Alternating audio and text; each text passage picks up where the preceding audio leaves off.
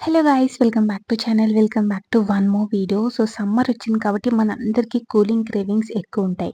మరి daily ice cream తింటే హెల్త్‌కి కూడా మంచిది కాదు కదా! అందుకే ఫ్రూట్ సలాడ్ ప్రిపేర్ చేసుకుందాం రండి. ఇది చాలా ఈజీ ప్రాసెస్. మనకి ఒక హాఫ్ లీటర్ పాలు, కస్టర్డ్ పౌడర్ అండ్ కొన్ని ఫ్రూట్స్, కొంచెం షుగర్ కావాలి అంతే. సో ఫస్ట్ హాఫ్ లీటర్ పాలనైతే పొయ్యి మీద పెట్టి బాగా మరిగిస్తున్నా. ఈలోపు కస్టర్డ్ మిక్స్ అయితే చేస్తున్నా. ఒక 2 or 3 tablespoons custard powder తీసుకుందాం. అందులో మరిగించిన పాలు ఒక 2, 3 స్పూన్స్ వేసి బాగా లంప్స్ లేకుండా బాగా మిక్స్ చేసి పక్కన పెట్టేసుకుందాం. ఈలోపు పాలు బాగా మరుగుతూ ఉంటాయి. అందులో మనం హాఫ్ కప్ షుగర్ వేసి తొక్క కట్టకుండా కలుపుతూ ఉందాం. ఒక 5 మినిట్స్ అలా. సో దట్ ఆ షుగర్ అనేది పాల్లోకి బాగా మిక్స్ అవుతుంది. అండ్ ఈ మీగడది పట్టకుండా ఉంటే మనం చేసే ఈ కస్టర్డ్ ఫ్రూట్ సలాడ్ అనేది చాలా వస్తుంది.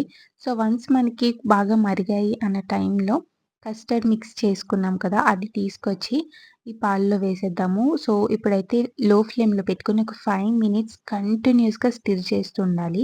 మనం ఆపేస్తే తొక్క కట్టేస్తుంది. అందుకే మనం స్టిర్ చేస్తుంటే కన్సిస్టెన్సీ అనేది థిక్‌గా వస్తుంది.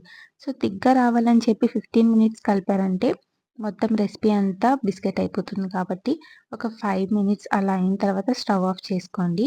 సో ఈలోపు మీరు ఏదైతే కంటైనర్‌లో వేద్దాం అనుకుంటున్నారో లైక్ ఏదైనా బాక్స్ ఉంటుంది కదా! అదైతే ప్రిపేర్ చేసుకోండి. నేనైతే ఈ రెక్టాంగిల్ షేప్‌లో ఉన్నది తీసుకొని పెట్టుకుంటున్నా. ఎందుకంటే ఇప్పుడు మనం డీప్ ఫ్రిడ్జ్‌లో పెట్టాలి. ఒక 2 అవర్స్ పెడదాము. ఈలోపు మన దగ్గరున్న ఫ్రూట్స్ అన్నీ కూడా కట్ చేసుకుందాం. నేనైతే pomegranate, apple, black and green కిస్మిస్ గ్రేప్స్ ఉంటాయి కదా! అవి వేసుకున్నా.